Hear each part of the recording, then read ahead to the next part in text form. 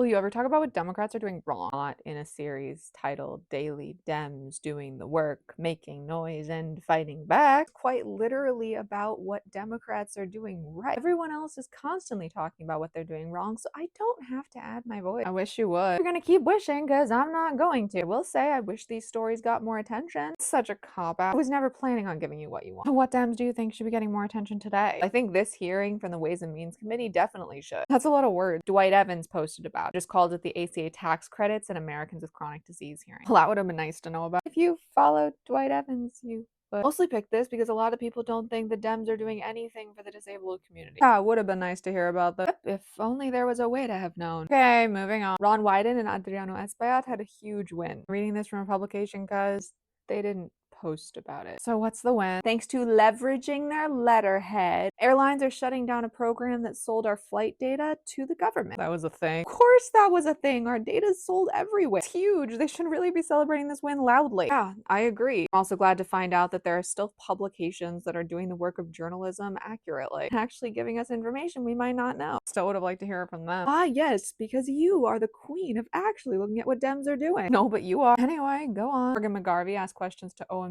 earlier this week, finding us that Republicans know exactly how evil they're being. The head of the Congressional Budget Office came and testified in front of my committee on budget this week. And when asked directly, what's going to happen if Congress doesn't act to lower the cost of healthcare, he said millions of Americans are going to lose their health insurance.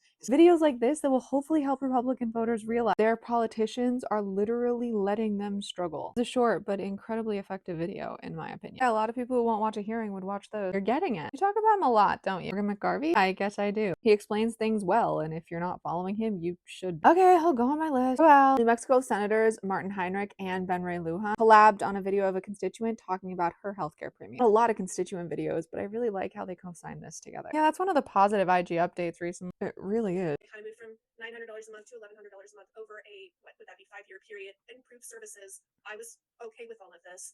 I got the bill, and the price itself increased 45%.